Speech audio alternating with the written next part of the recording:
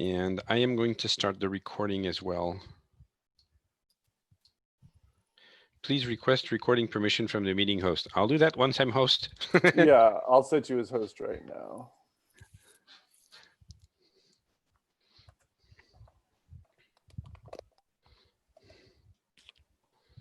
Yay, it shows live on YouTube. Yep, nice. Good. And I'm now recording.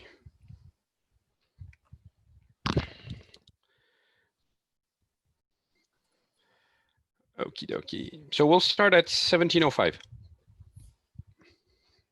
Okay. Great, sounds good. Yeah, and if anybody has questions, feel free to ask if we have a couple minutes.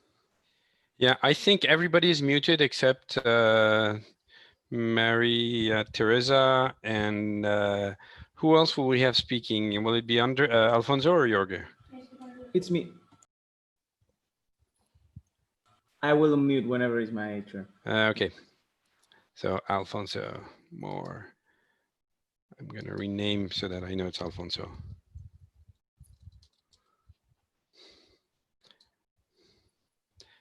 Okay.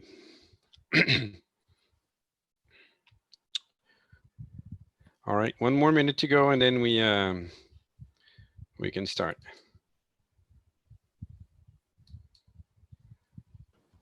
So this is Anna. I have a quick question. This is going to be in English? This is going to be in English. There was a Spanish version of this presentation last week.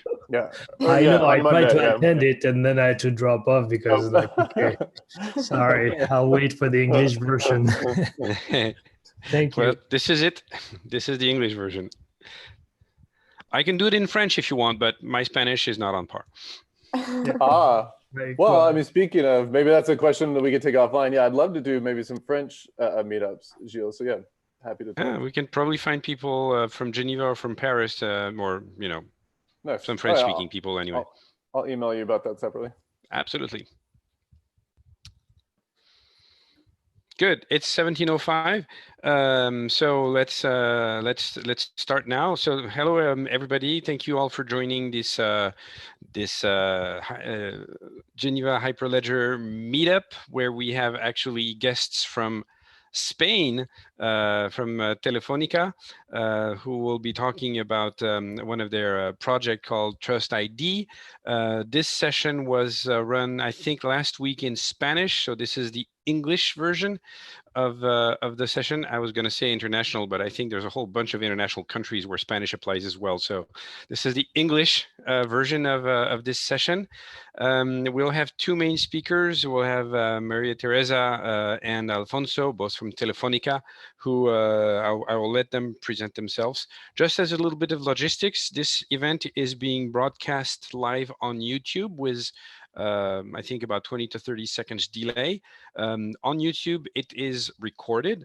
I am also recording it myself for backup purposes. So if you have any issues with being recorded, it probably is a good idea to express them now. But we are recording it anyway. So you know, you might want to rename yourself and don't show your video if there's a privacy issue you want to avoid.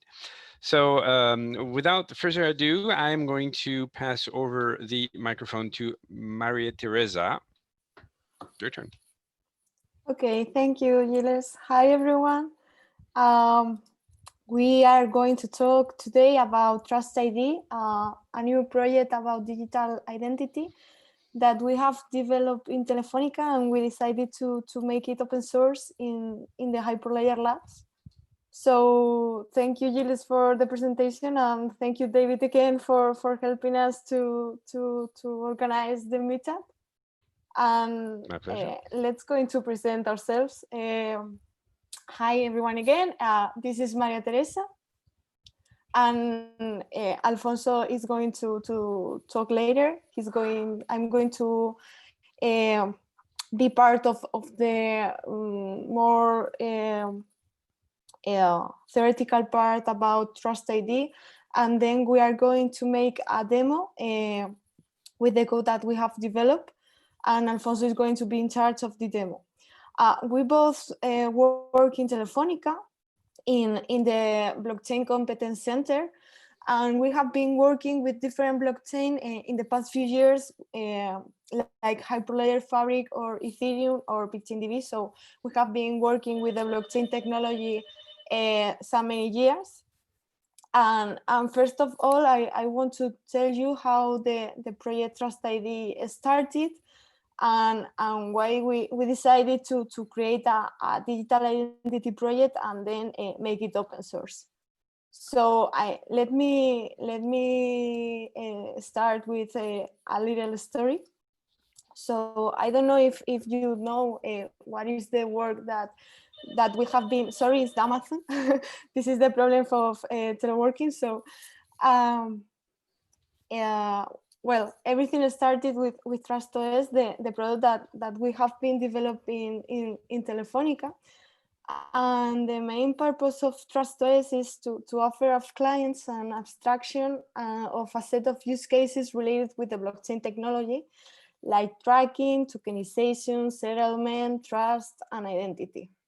So with this product, our clients don't have to know how to implement a solution with blockchain technology. And for example, if they want to use a tracking solution with blockchain, they have to use our track API and implement the solution using this technology. So at the first, TrustOS was built in the top of many blockchain technologies like Hyperledger and Ethereum. However, Hyperledger Fabric is the core of this platform. When we were building TrustOS, as any application in the world, we needed to create an authentication method and access management to give our users and our clients an access to the application. So if we forget blockchain technology and if we go to a traditional model when we have to make any authentication method in a current application, we usually use a database or LDAP or any stuff with storage to authenticate users in a centralized way. However, we were in the blockchain technology in the decentralized world. And also, we were using more than one platform. We were using Ethereum and Hyperledger Fabric. So we need to create an access management, decentralized and also compatible with two blockchain platforms. So we started to analyze how to create user management in different blockchain platforms. So to start, we started with the basics that how identities are managed in blockchain technology. So we started to analyze the identity management in Hyperledger Fabric, where do you have a CA and you can enroll users and use their certificates. You have a Bitcoin wallet where you have a public and a private key. You can also have an identity in Hyperledger Geneve. You can also have an identity in Corda. You have a lot of identities and one identity per each platform. So at the end, the result is the following. We have a lot of wallets, a lot of technologies, and this is really hard to manage because we have, for example, 10 identities, 10 wallets with its asymmetric cryptography, being careful that the private key is secure, and finally it's a total mess because we also want to establish and perform the decentralization.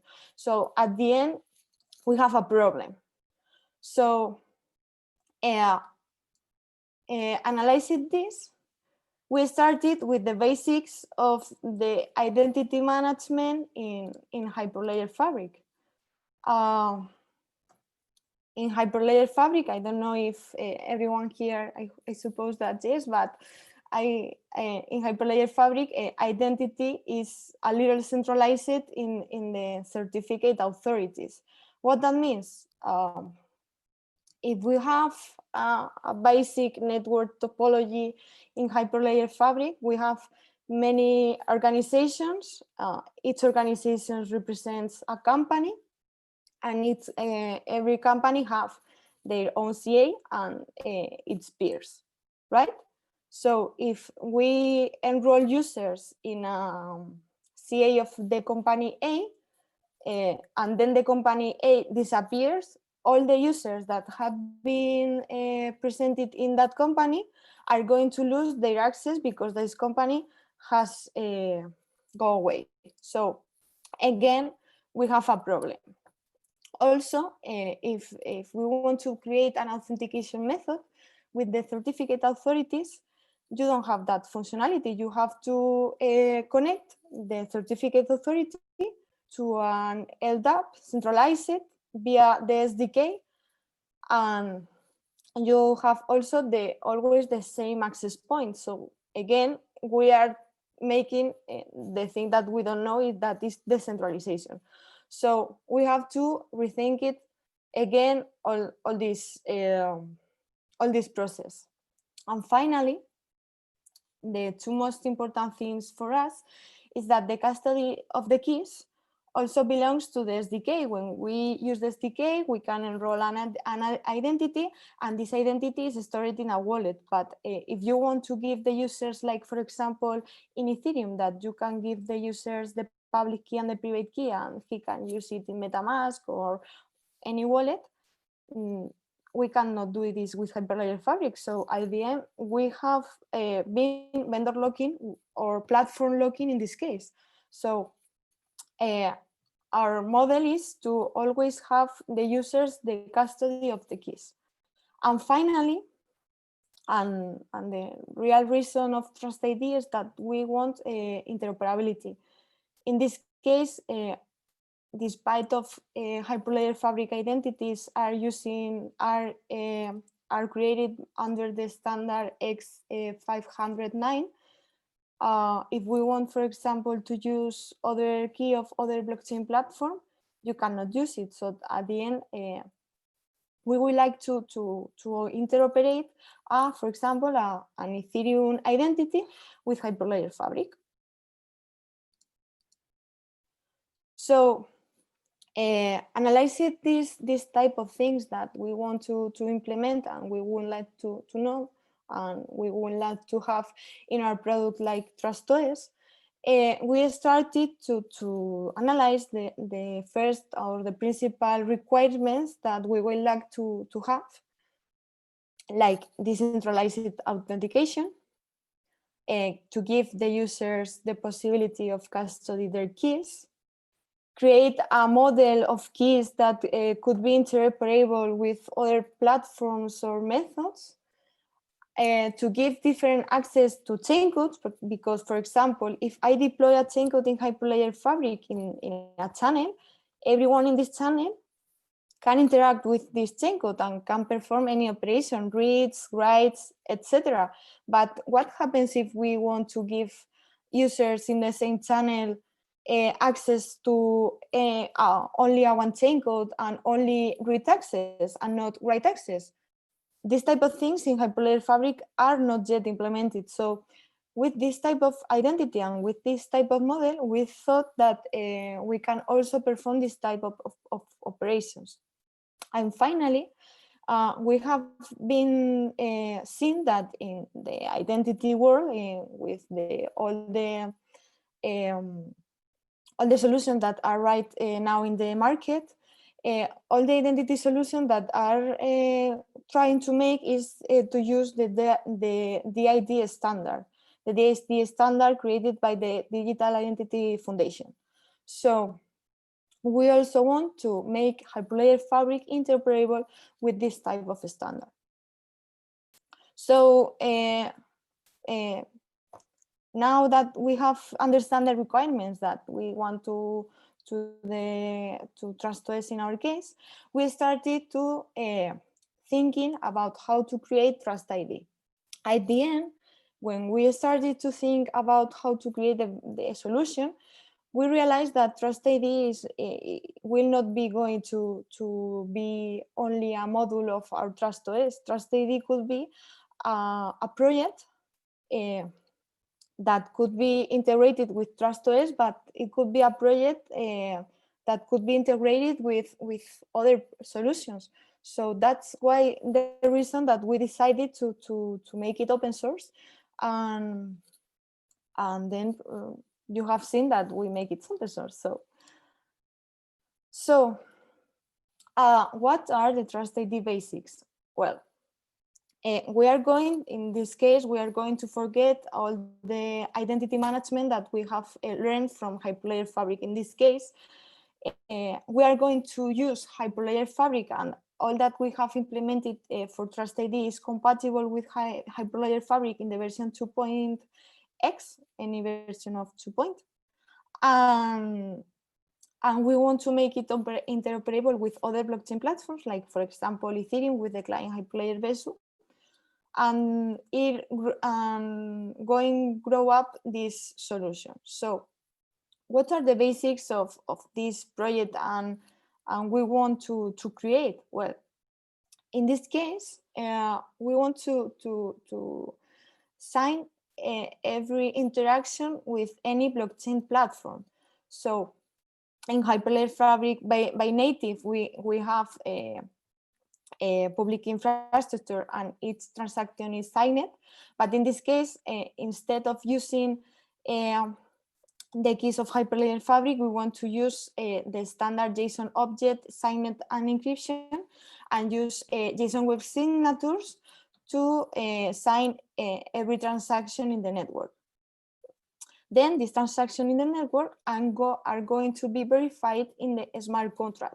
So every time that anyone wants to perform an operation, is going to sign the transaction, the chaincode is going to verify, and then this authentication is going to be decentralized. We don't have to use a Hyperledger CA, for example, if we don't want to use it. So on the other hand, identities will be verified by a set of controllers. What that means, we are going to use some entities that are going to be the controllers of the network, and in this way, we are going to decentralize it. So if we want to create an identity, for example, a user, this identity is going to have some controllers that have verified this identity before. So if, for example, some controller of the network is going away, the identity is going to be still valid, because it's going to have more controllers that have verified the identity before. Also, and something important for us is to give the users to custody their keys, or in case the users cannot custody their keys, to make it compatible with hardware security models. This is something that Hyperledger Fabric already has. And going to the DID model and the standard, now that we are reinventing or redesigning the identity, we want to use the DID standard with the attributes. And finally, the most important thing that we were searching at first is to make it everything interoperable. So in this way, now if we have an application that wants to connect with any DLT platform, we are going to have on the one hand the TrustID SDK that is going to implement all the client logic to connect to any blockchain platform, and on the other hand, we are going to have the TrustID chaincode.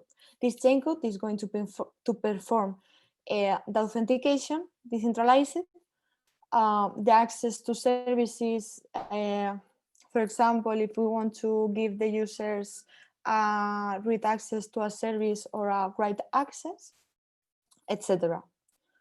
So at the end, TrustID is not only a part of our TrustOS, it's a complete project that can be independent of TrustOS. So we have to make a lot of work because we want to make it compatible with different blockchain platforms, not only with Hyperledger or Ethereum, maybe, for example, with Corda at the future. And that's why we decided to move it to Hyperledger Labs to grow the project and to have some collaboration with the community. So now I'm going to give the presentation to Alfonso. Alfonso? Thank you, Maritere. I'm going to start sharing. Let's see if everyone sees the... Okay, now I feel like you can see me. You should be seeing this presentation, right? So it's my turn now, and what I'm going to try and do is first like have you walk through all the code in case, so that you understand how we build TrustID and you have a grasp of how the code is organized in order for you to use it, and even if you want to contribute, because you'll see that we have a lot of open points where you can contribute and help us with. And then I will do a small demo and getting started tutorial so that you can see how is TrustID in working with Fabric. The first thing I want to say is, as Maritere mentioned, TrustID was born as a way of solving an internal problem we had.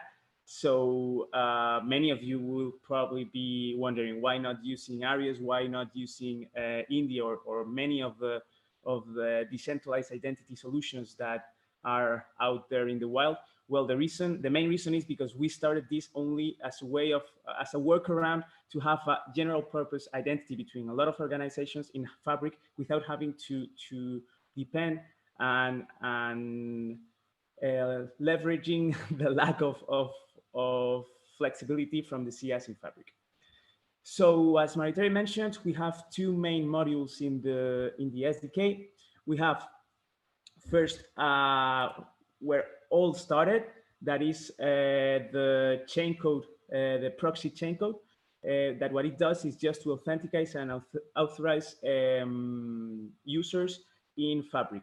So this Chaincode is divided in the following parts. We have first a proxy. The proxy, the only thing that it does, so every single request sent to a TrustID platform goes through this Chaincode, this proxy Chaincode.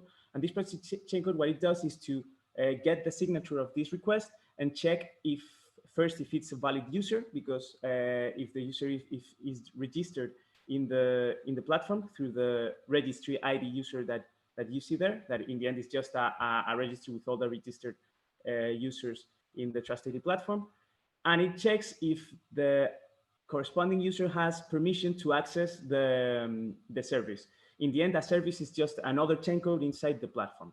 If this is the case, the proxy delegates the call from the user to the specific Chaincode with all the attributes and specifying the level of access that the user has. So you see that at the beginning, this just was a way of having authorization and access policies inside Fabric in a dynamic way.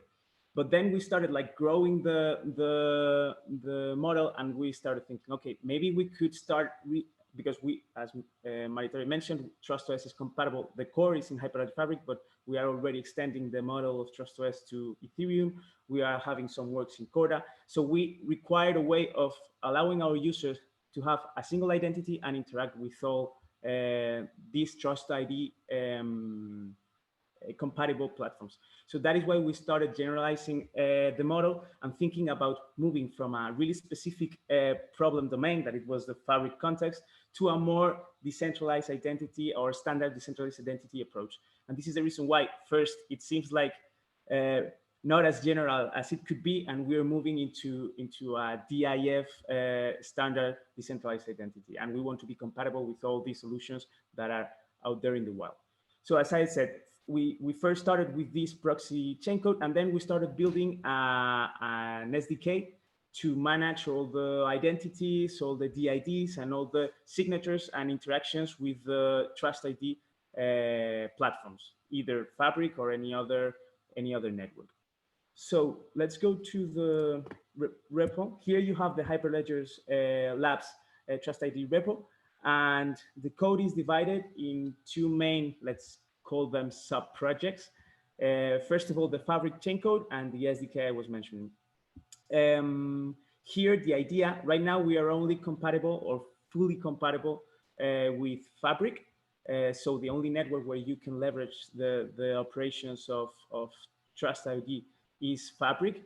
But the idea is to grow this. So the same architecture we have in our proxy contract in Fabric could be easily extended to Ethereum or any other blockchain platform, so that with the same SDK and the same TrustID identity, we would be able to interact with several networks. So the idea is that, and this is something that we're starting to do and we're open to contributions, is to, the same way we have here this Fabric Chaincode, to have an Ethereum proxy smart contract. This is the one that we see more straightforward, to have a set of Corda state and flows to manage TrustID identity, so that we can start interoperating with a single identity in several private networks. We are mainly focused on private environments.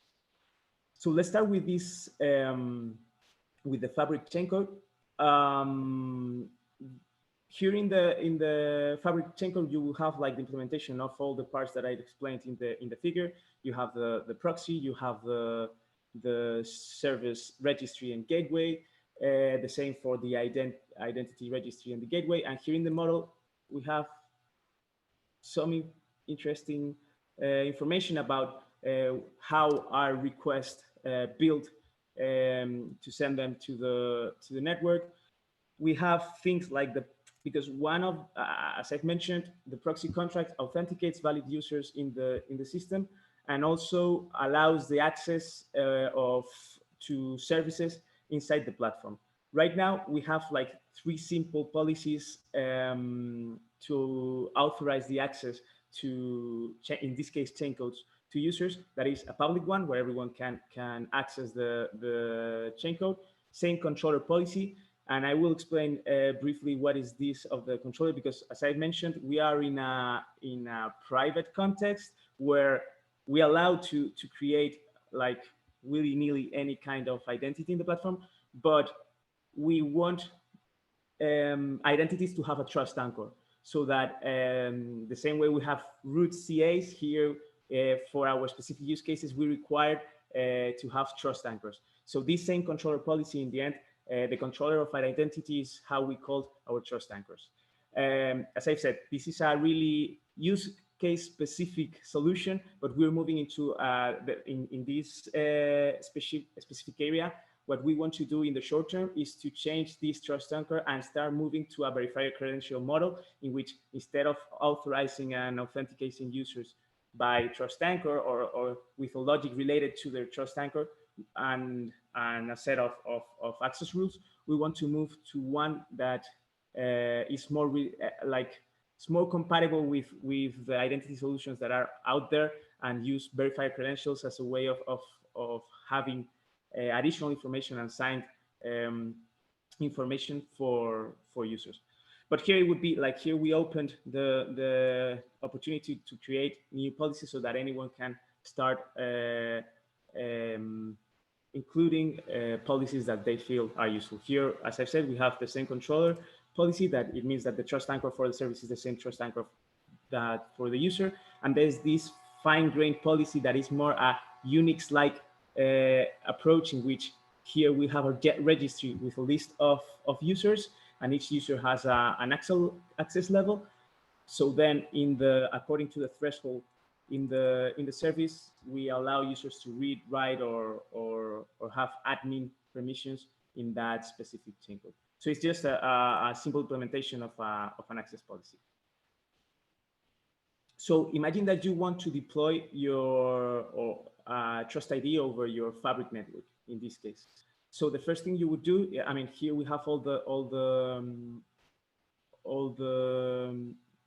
the operations that you can do with this Fabric chaincode. And also Maritere is working on pull requesting getting started, so that you can follow how to deploy your own TrustID in the Fabric platform and start interacting with it using the SDK.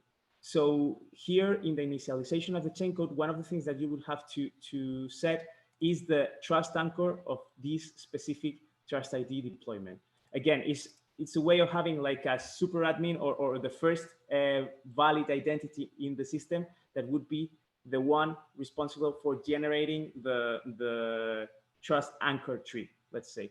But again, we are starting to generalize this model to move into a more like open ecosystem, a more DIF compatible approach.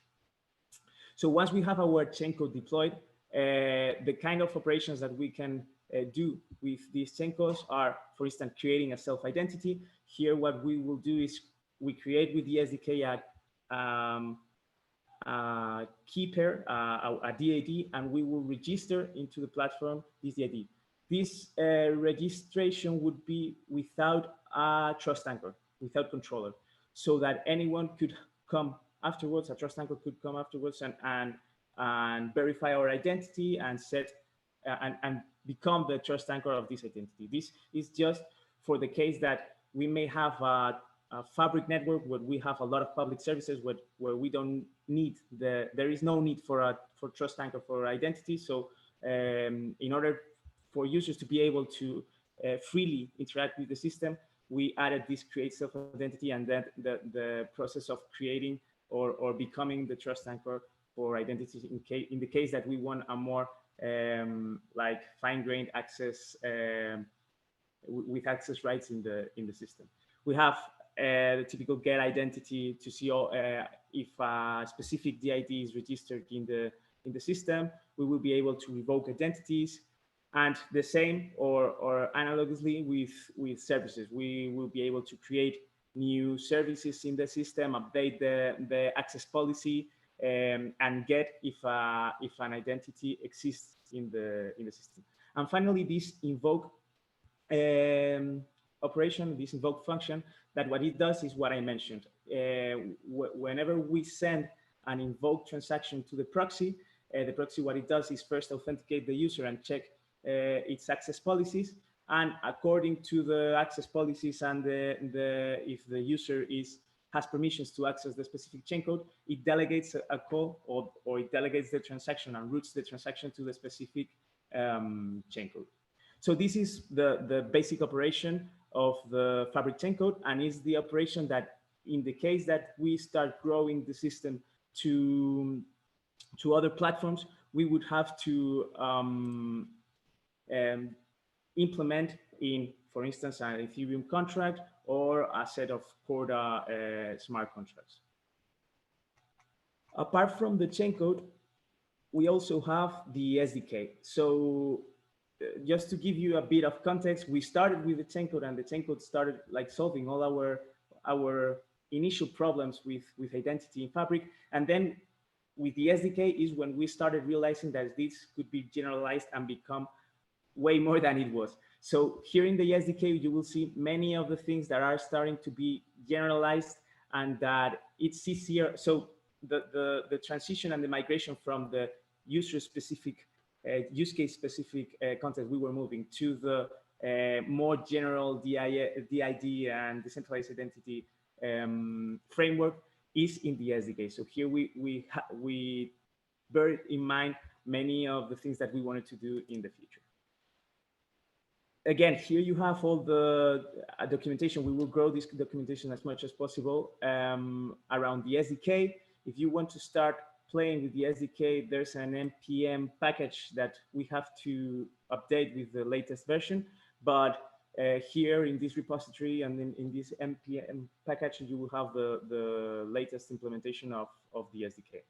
Here is just getting started, that we will move into that in a moment. But I wanted to walk you through the different models that we have in the SDK.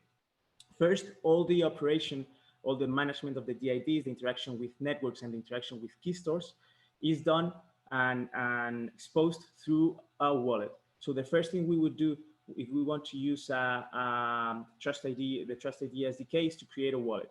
The wallet abstracts the operation of network drivers and key stores. The key store is the specific storage where we store private keys and use to manage DIDs. And then the network driver is the drivers where we implement the communication with the proxy contract in either of the platforms we want to interact with. So here you have an explanation of all the parts the SDK is divided on, and I will go directly to the source codes to show you a few things. So these are the three main models we have right now in the SDK. As I've said, the wallet, where we have the implementation of the DIDs, the DID management, and how to communicate with the key store and the networks and call the driver for the network in order to interact with a specific blockchain platform. And then we have the key store. As I've said, the key store is where we store information about our keys and the custody of our keys. Right now, we have three main key stores implemented in the TrustID SDK. First, a file key store, where it's pretty similar to how Geth manages keys, where you have we'll see this in a moment. We have a file where we store encrypted the information about our private keys. So we use this to leverage the signature and manage our DIDs. We have a Mongo key store because one of the things so there are a lot of people that want to have the custody of their own keys and be the ones managing the keys. But in other use cases, we face the issue that users don't want to have the responsibility of being the custodials of their keys. So we released a service where we become the custodials and they delegate the custody of the keys to us. So in these cases, we implemented a Mongo key store so that you could have a service of custody, or maybe in your application, your backend, you want to have and have the management of your private keys and your DIDs in a database. So that's why we implemented this Mongo key store. We are now starting to tackle the implementation of an HSM key store so that we can have a more secure custody of keys. And also, for those of you that really like decentralization like me, and you don't want backends to be in the middle of all this, we also implemented a local storage key store so that you could have in your browser and you can manage from your browser, like if it was a wallet, all the information about your TrustID identity. There is a funny story here with the local storage key store, because at the beginning, all this work around TrustID and the SDK was done for backend technologies. And when we moved into front-end development, what we realized is that the cryptographic library that we used in JavaScript was only compatible with Node and not with front-end JS.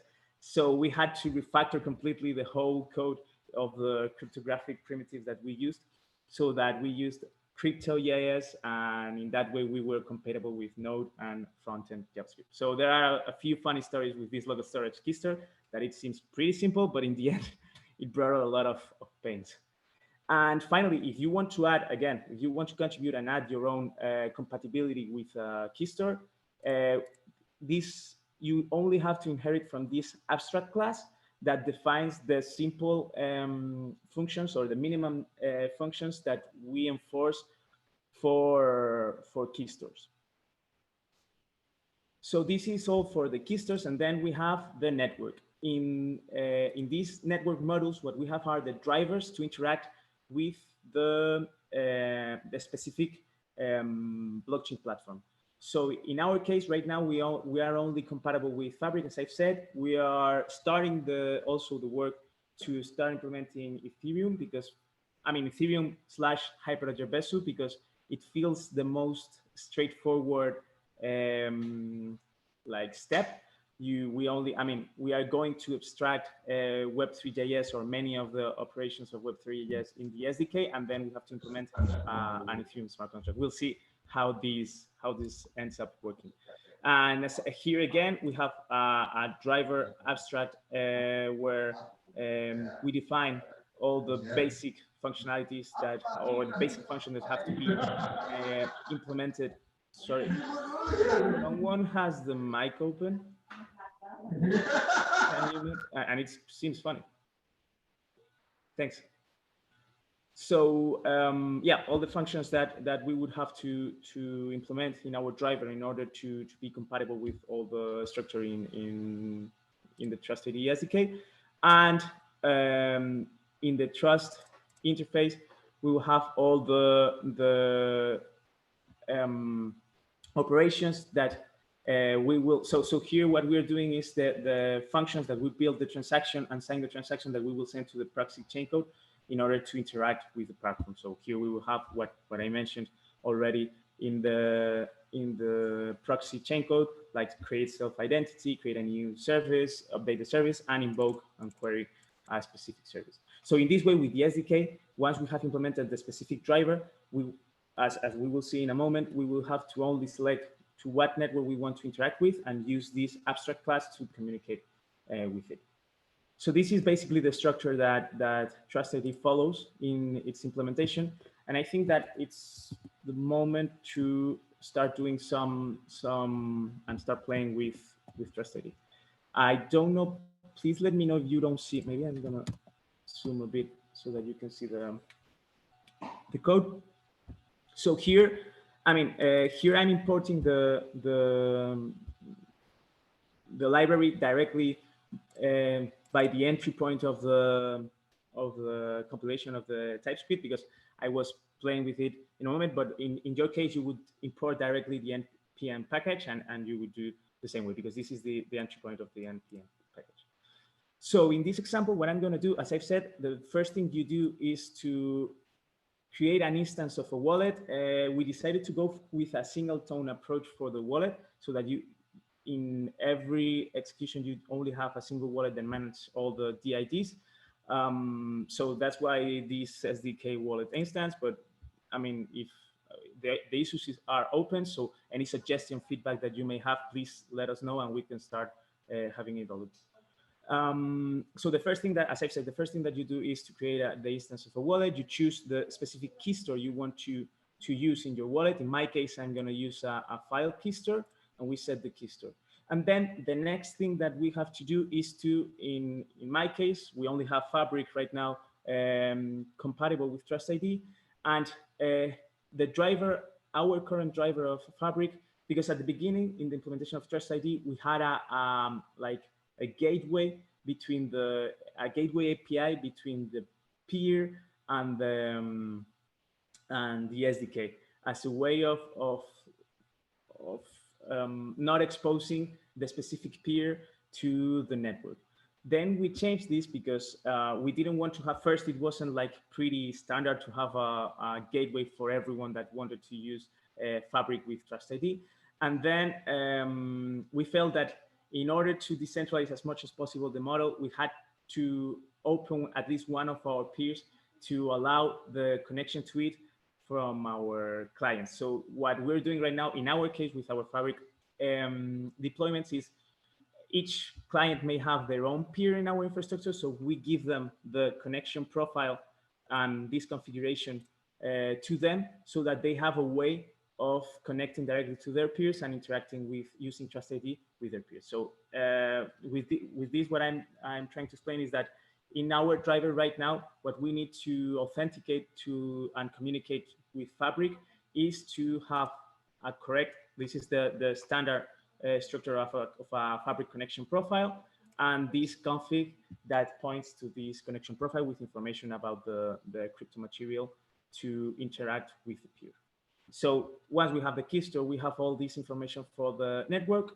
We create a new TrustID HF driver, and we add the network to our wallet. And with this, what we have right now is a wallet that abstracts the file key store and the driver, and has configured a driver to Hyperledger Fabric. Again, if we want to, in the future, when we have other networks here, it would be as easy as having the same configuration. Probably in Ethereum is way easier to configure the communication to a peer, because it's only an endpoint, and we would set, like similar to Web3, the specific endpoint for the node, and then add the network to the wallet, so that we can start interacting with it using our TrustID wallet. So I created these simple functions because here at the end, that way we can go step by step. So maybe let's try just the simple part of configuring the network, so you can see how everything works.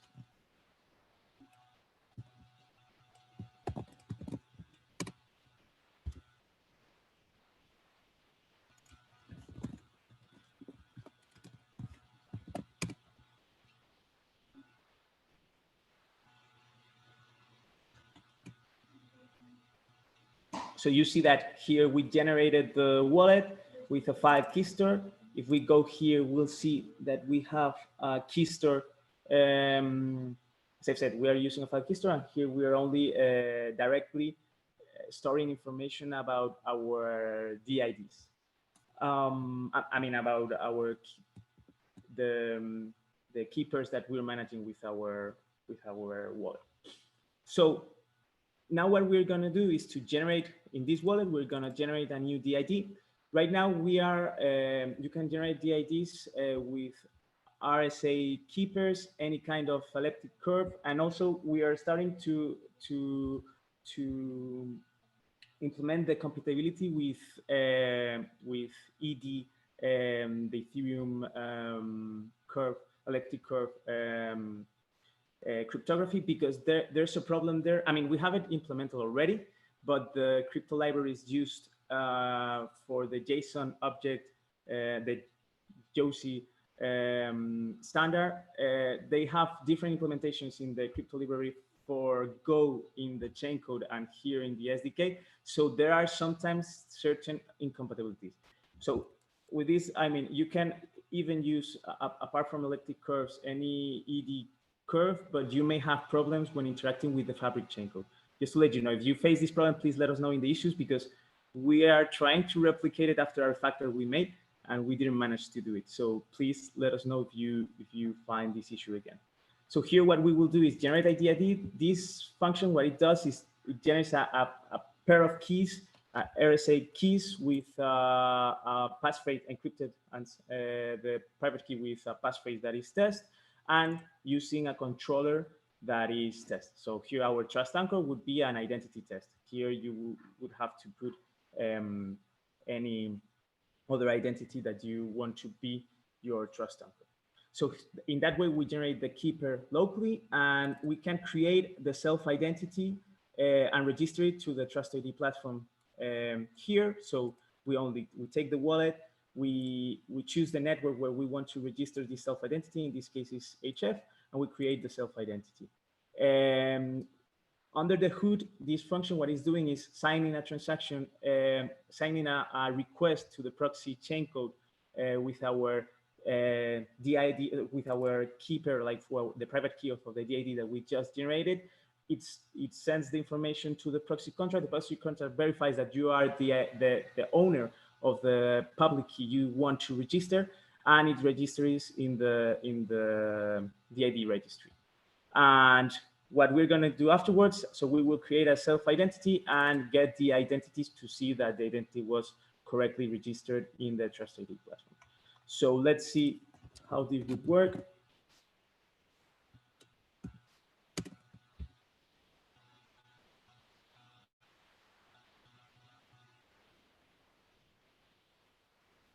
We're configuring the network driver. Here you see we generated the DID. Here are all the algo types, the crypto configured. The DID is generated. So this is something, again, that we are starting to standardize. This is the structure of DIDs, identities, I mean, unique identifiers that we used, where here, this is the hash of the public key. We are starting to check how in the DIF and on these projects they're doing this to be as compatible with them as possible, so that we could have TrustID identities or DIDs generated in other identity solutions. And here the private key that is encrypted with the passphrase that we defined. Then we register the self-identity, and then when we get the registered identity, this is the information that is stored in the ID registry in the proxy Chaincode. on-chain. So this information is already on-chain. So in this way, we create a DID and we would register it in the infrastructure. How can we interact with services? In this case, we are going to, so we also have some we'll see this in a moment. We added in the wallet some convenient functions to add, for instance, a default DID, so that instead of having to choose every time what DID in my key store I want to use, I use by default the default one. So in this one, in this service interaction example, what we're going to do is take the default DID. We're going to get a service. This is a service from our TrustOS. So actually, I don't know if I have here the.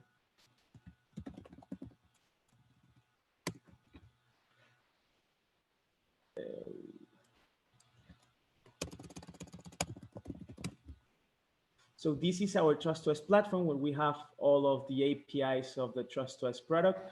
The one I'm going to use right now is the Track API. This is a simple API that allows you to create new digital assets in Fabric. So create digital asset in a Chaincode in Fabric and then update them and transfer their ownership to follow all the life cycle of a digital asset in the blockchain. So what we're gonna do in our example is to first see if that service, if the Track service exists and is registered in the platform. So we get the service info. We're gonna create a new asset here. I mean, our assets are divided between data and metadata. This is like permanent information, and this is information that can be changed between transactions. So we will create this asset, and we are going to invoke through TrustID the chain, so this specific service, and through the service the Chaincode to create a new asset with this information. And finally, we are going to do another invoke in order to get the asset and see that it has been created correctly. An important thing here, as Maritera, I think that mentioned, one of the things we also wanted to do with TrustID is to have flexibility on where in the specific channels where the services and the Chaincodes were hosted. So that's why we put here the channel where the Chaincode lives, because one of the problems we faced is that if we have a general purpose Fabric network, you have maybe a channel between only 3 of the organizations, and there's a Chaincode, a public Chaincode that wants to be used by a 4th organization that is not in that channel. In this case, there is not an easy way without giving a specific identity from one of the existing organizations in the channel. There is not an easy way of doing this. But with this proxy contract, the proxy contract is able to delegate calls, authorize any user, even from other organization, and delegate calls to Chaincodes in another channel. So that's why also it's pretty useful to use TrustID in this case. So let's see how this service interaction example works.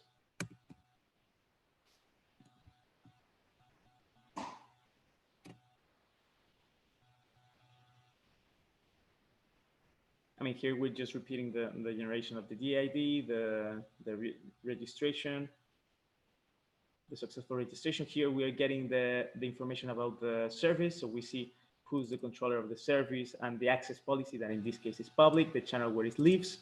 With this information, we are able to call it as we saw above, and we're creating this new asset. This is the hash of the assets, the data, and this is the information that we add in this TrustID, the Track API that we have in TrustOS. And if we get the asset, we see that indeed the asset was created successfully, and we get the information. So is this simple? I mean, and the same way in this way we could interact with a service living in HF, and also we had, again, Ethereum or any other network, we would interact in the same way without having to worry of the specifics of the implementation of the identity or the key pairs used to sign transactions, because it's the driver, the one that worries about how to do all this process. And finally, once we have this, we also add some off-chain functionalities in the wallet in case someone wants to use their identity to sign payloads off-chain and exchange them with other users in the platform. This is really interesting because this will allow us to, so the ideas we have with this is to start implementing the generation of verifiable credentials, the request of signature to third parties of verifiable credentials in all of these inside the wallet so that we can start standardizing the model. In this simple example, what we're gonna do is take the default DID, sign this payload. We're gonna see the signed payload, and then we're gonna verify the signature and see that if we generate a new DID, a DID2, and we verify the signature as if it was signed with the DID2, we'll see that it doesn't work. So let's see. Alfonso, while you're compiling the next step, just a heads up, we'll start the Q&A at 6 p.m., 6:05, maybe if you still have need a few minutes, because we have quite a few questions actually, both on the YouTube streaming and in the chat channel. And I'll read the questions out loud and I'll let you and Maria answer them.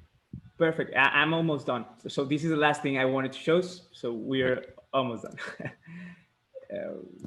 Wait a minute, I didn't save the... Yeah, but in the end, I mean, we can move to the Q&A because here it's, you'll see that the only thing I'm doing is signing the payload and verifying the payload directly from the wallet and from the DID in the wallet. So it's pretty straightforward.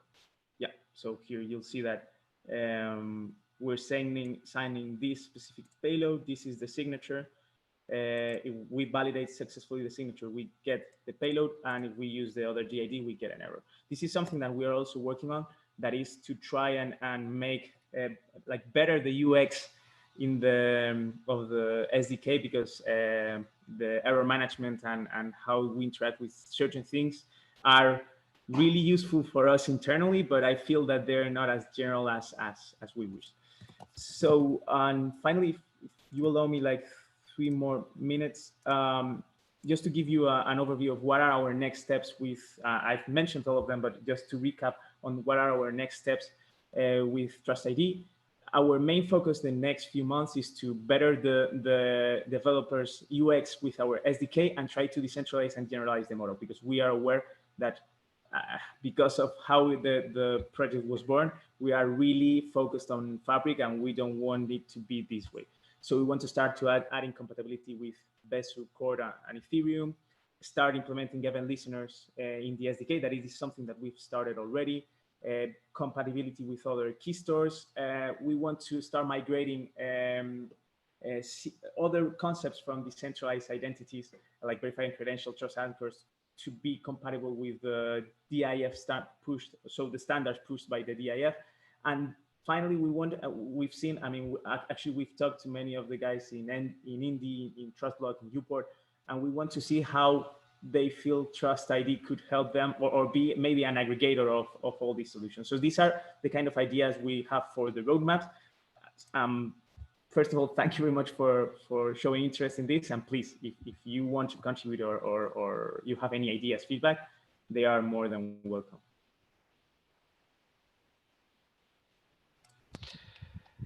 Thank you, Alfonso. Thank you, Maria.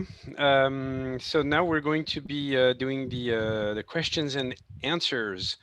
And so the general idea is that I have a bunch of questions that are both in the YouTube chat and the Zoom chat. So first of all, we'll answer these questions. And once we've done all of these, if we still have time, then we can open up the microphone, or if you have more questions, you can add them as well in the general chat. So first question from the YouTube channel is, from Rocky, how is it different from Hyperledger Aris or Indy and Ursa? Well, in this case, TrustID is a different solution that, in the point of view of other platforms, like, for example, Hyperledger Indy. I'm not expert about Hyperledger Indy, but as I know, Hyperledger Indy is a blockchain platform that its only purpose is the creation and all the management of the identity, the decentralized identity. So for us, we want to create an interoperability and all the benefits that we could have in Hyperledger in other platforms like Fabric. So in this case, we would like to integrate in the future with Hyperledger Indy, and also integrate the libraries like Hyperledger, Aris, or Ursa. But right now we are in a TrustID is like a baby, and we have to grow up. And I think that in the future we will make this interoperability, and maybe we will integrate these libraries. But today we are in the first steps of the solution. So if I may add, so what we want to do is to be an aggregator of all these solutions. I mean, the work being done there is awesome related to decentralized identities. So, but we feel that if you want to use Aries, you have to use your own SDK. If you want to implement Ursa crypto, you have to use, I mean, it's true that indeed it's already leveraging many of the functionalities, but we want to be like the single wallet that manages all the communications with these identity solutions in different platforms. But we are, again, as Marita said, we're in a really early stage. We'll see where this goes with your help, of course. So I suspect that the answer to the next question, which is not from YouTube, but it's very linked. Did you evaluate the use of Indy for identity? I suspect yes, and actually we're really eager to start integrating it in our solution, because I mean, and one of the things, as I've mentioned, our first priority right now is verified credentials, to have a more extent access policy management and identity, so more rich identities. And the way of doing this, we are considering using directly the verified credentials and the functionalities offered by Indy. Right. I'll talk about integration later. I have another question on this, but first I have two questions that could be very linked. Who would be the issuers of the identifier? That's the first one. And then, can controllers revoke authorized identities? Well, the issuers of the identity are going to be the controllers. So at the end, the controllers are going to be the entities that is going to have the task of more of the part of the administration of the identities. So controllers can verify identities and then can also revoke identities. So the decision of who is going the physical entity or identity that is going to have a controller type identity is a thing that we have to decide. But the idea is, for example, that if we create a ecosystem, a private blockchain ecosystem with companies or a consortia, or etc., the controllers are going to be the principal entities of that. But anyone can issue their own identity. So I could go, I mean, I'm not a trust anchor or a controller. I could generate my own identity, but I wouldn't have permissions to do many of the things. I misread the question, actually. Is who is the issuer of the identifier, not the identity? My bad. The issuer of the identifier. Yeah. Yeah, so that's a really good question. We are generating it. There's no issuer. Okay. So this is why I mentioned when we saw the identifier, this is like Ethereum-like. It's a hash of the public key, and we are not following the DID standard right now. Okay. This is something, that's why once we move with the verified credentials and the DIDs, we want to mix and generate more standard identifiers. Okay, super, thanks. One more question. So this is all the questions we have on YouTube. So if people listening to YouTube have more questions, feel free to add them in the YouTube chat. I'm going to now switch only to, well, unless there are new questions on YouTube, to the next question in the Zoom chat. Is the interoperability with other blockchain technologies one way, e.g. reusing a Bitcoin key for signing Fabric transactions, or does it integrate multiple blockchain technologies one way or both ways? Alfonso. I take this one. Okay. So the idea is both ways. So once we the idea with TrustID is that once we generate, imagine that I have my Bitcoin keys as the proxy contract. So it's not the platform authenticating the user through the transaction, but it's the chain code of the one authenticated the user. So as long as the chain code understands the cryptography used to sign the request, it should be able to be compatible with any platform. So one of the tests that we did is to take that is why I mentioned the Ethereum keys. We took the Ethereum address that we had with the key pair. We imported into, because we also have some import and export functionalities in TrustID that we have to fine tune, but we import the Ethereum key into a TrustID DID, and we made a call in Fabric using the address. So we registered the DID in TrustID with Fabric, and we managed to do a service invoke using the Ethereum keys, so signing with TrustID the Ethereum using the Ethereum keys and calling the service in Fabric. So this is something that we have in mind. This is I mean, our view would be like one single key should be able to be used in any platform, but we'll see where we end up, because there are things that have to be fixed, especially at a platform and an underlying level. Okay, super. Thank you. One more question here that was asked while you were doing the demo. Somebody asked if, Jefferson asked if there is a GitHub URL where you can find the sample code. And if you want to write it in the chat window, in the public chat, make sure you write it publicly. That way people can, you know. It will be. This is, I mentioned that Maritere has been working on it. It's, I don't know if the pull request is already done, but tomorrow will be up, definitely. Okay, Yeah, so I have put the link in the chat of the official repo of TrustID in the Hyperledger Labs. And in a few days, we are going to have the example of the code and getting started. And I expect to receive any feedback, because we know that TrustID is really hard to start with it, and maybe we need to put more information. Maritere is working on a getting started to ease the deployment and the use of the system, and I will add an examples directory so that we can start having some simple examples that you can, like, directly, once you have deployed your Chaincode, you can directly use and start playing with the solution.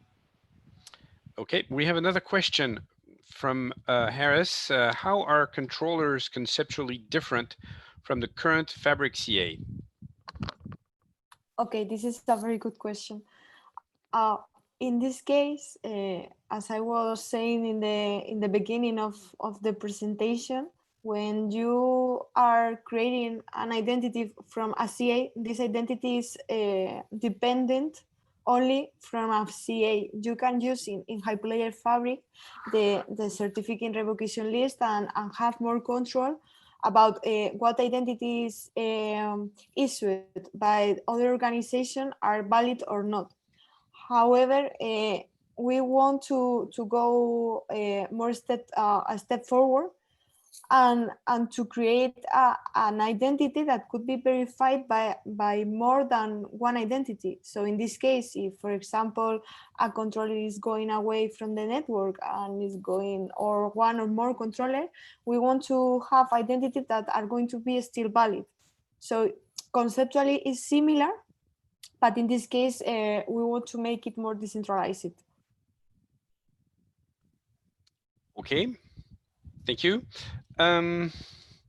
So this is the end of all the questions that were written. We still have a bit of time. So I have two options. Either Alfonso and or Maria, you have other things you'd like to talk about on this subject, or we can do something a little creative and unmute everybody and sort of turn this into a discussion. And if it gets too hectic, I'll remute everybody and then we can go one by one. Let's be creative, please. Let's be creative. Let's see if I can actually unmute everybody. I have a mute all. I'll ask all to unmute. There. Now everybody can unmute.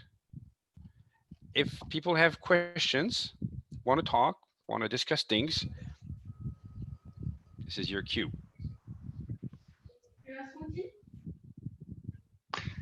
I have a question.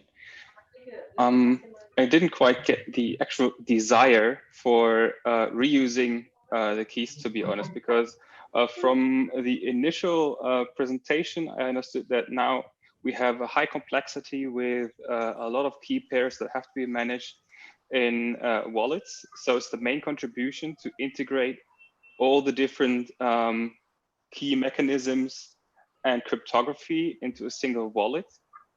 Or is it more about the reusing keys on different ledgers? That's a really good question.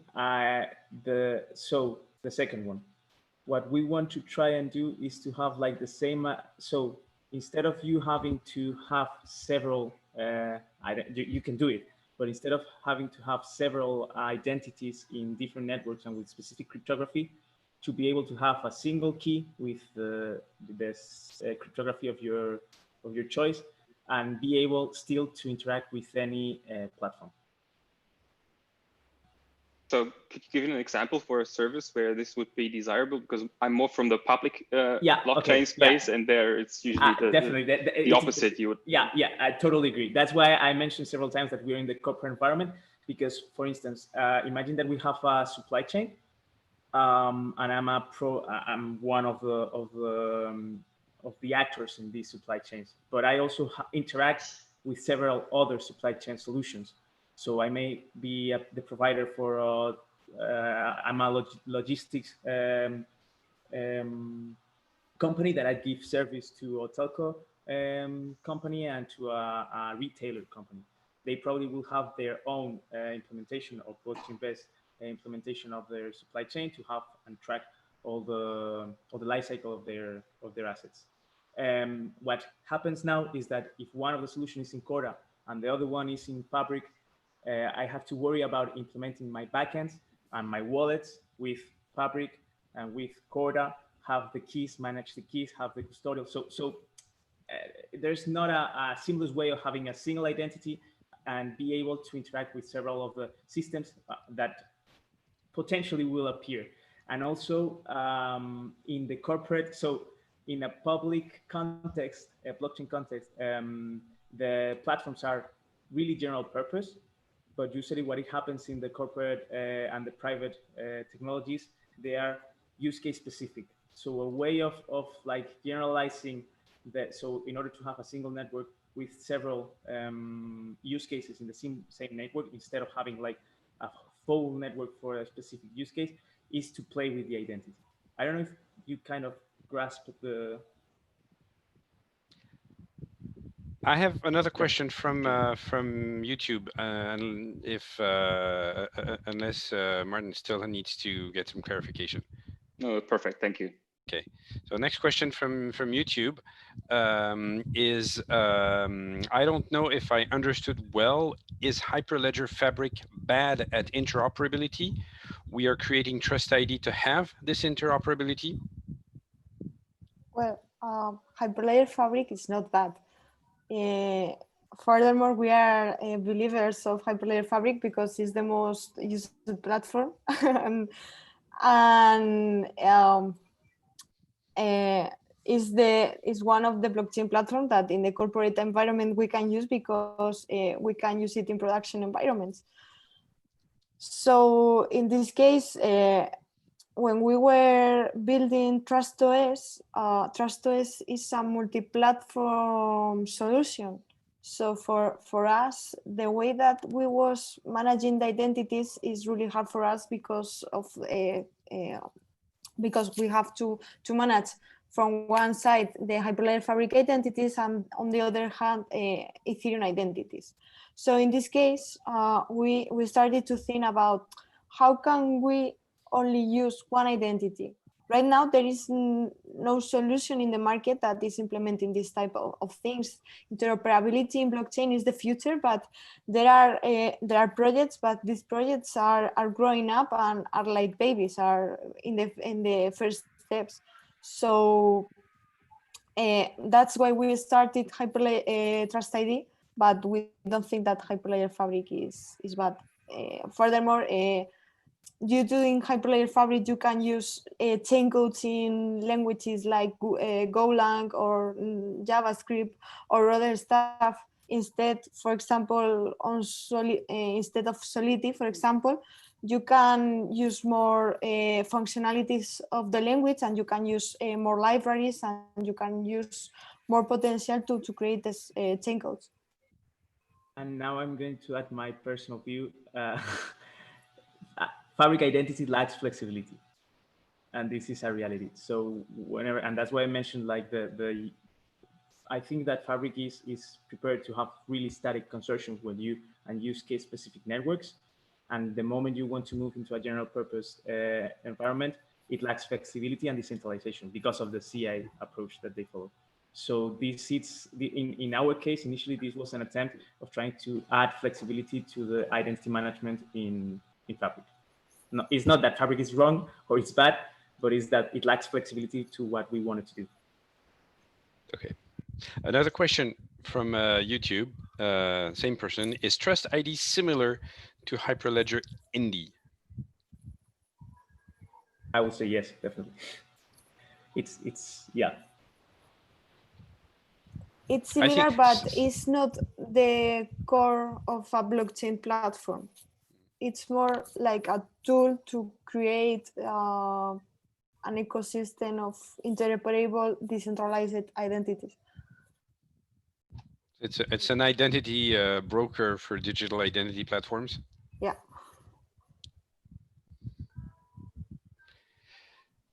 Oh, another question here online on Zoom. Could TrustID be applied in a Know Your Customer use case? I would say yes, but we haven't tried it. I think there's a lot of work to be done before it is ready. It would be great because you will do KYC once and be able to use it for several platforms, several use cases. That's the idea. That's one of the ideas. But there's a lot of work to be done for this to be ready, I feel. Okay. Any other questions from YouTube or Zoom, written or spoken? We have 10 minutes left, so we have some time. I would have another question if no one else. I have a question regarding the workflow with Fabric. So I could imagine with a public blockchain, of course, I could just generate my key pair and then send a transaction to the proxy contract. But for Fabric, when signing a transaction, that signature has to be valid and has to be validated, or I have to have this X509 certificate before, right? So where does that come from? I didn't get that from the presentation, sorry. Yeah, it's so the connection profile. You will have the connection profile is like your ticket to the peer. And that's the one that signs the Fabric transaction. So everyone, I mean, that's why I said that we would offer a connection to the specific peer of our clients. It's the way of permissioning him to send requests to the infrastructure. So they have there a common, for all the organization, a common connection profile with the certificate that signs the transaction. And then all the authorization is done in the proxy contract. Okay, so it's done like by a gateway. You could say, okay. Yeah. All right, thank you.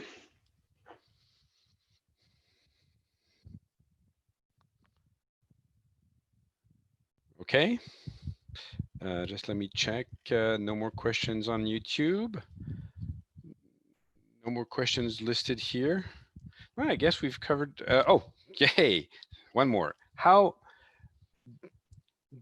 digital identity, the ID is replaced with MSP identity for Invoke. Wow, this is a really technical question. Well, in this case, TrustID is built on the top of Hyperledger Fabric.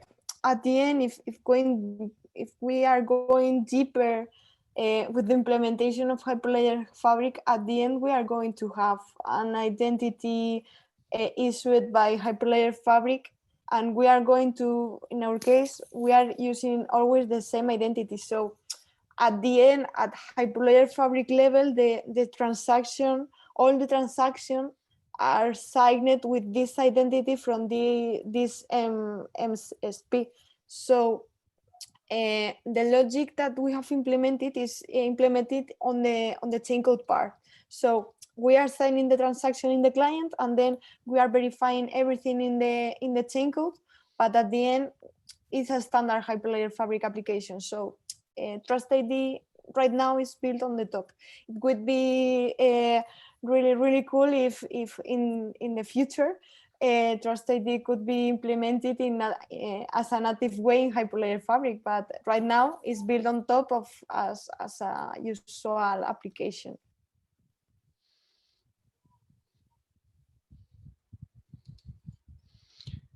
Okay, every time I'm about to say we've finished with all the questions, somebody pops up a new one. So here is your chance to pop up a new question before before we actually close this this video conference. Okay, so a question on YouTube. I am doing a thesis about blockchain and identity management, and I want to know if you can share your LinkedIn to exchange some ideas. So if I think your names are on the invitation, and from there they probably can find you. Would that work, or do you want to what's the best way? Sorry? I think that works, but I mean, we are also in Twitter. I think that you can share the slides, maybe, Marita. We also have, we shared our Twitter accounts. Yeah, if you can, if you have a slide that has that, you can bring it up online. Because I think there were some details. Okay, thank you. Oops. That didn't last long there. In my case, in Twitter, I speak a lot of Spanish, so I prefer to LinkedIn. Okay.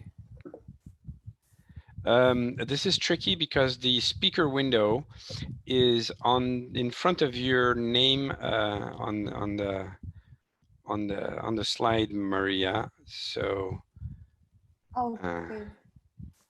Let me just I'll just write your name in the Zoom chat, in the YouTube chat. Okay. Okay.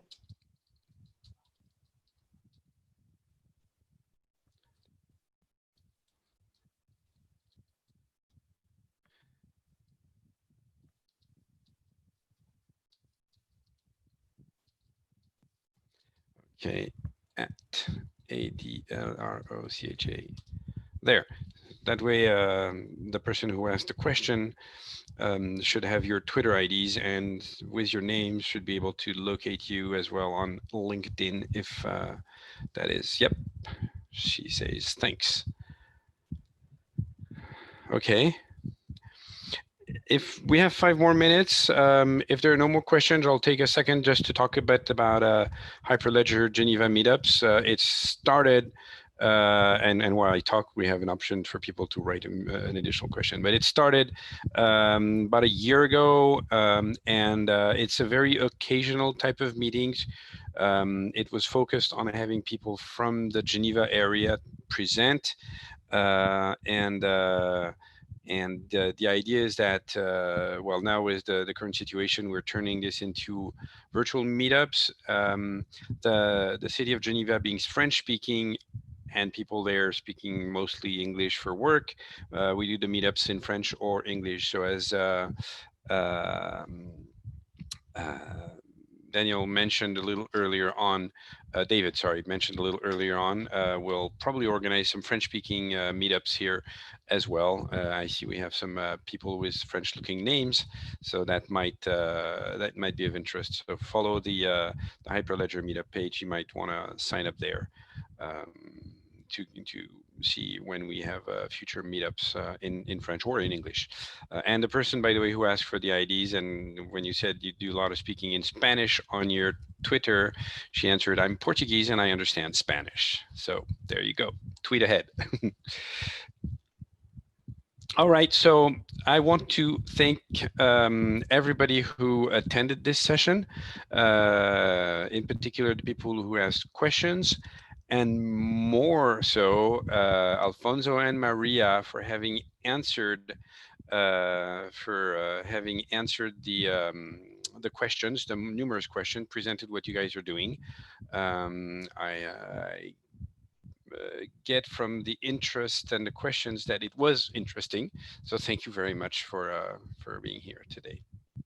Thank you very much for inviting us, Gilles.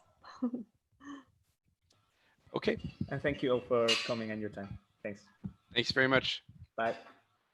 Goodbye, everybody. Thank you.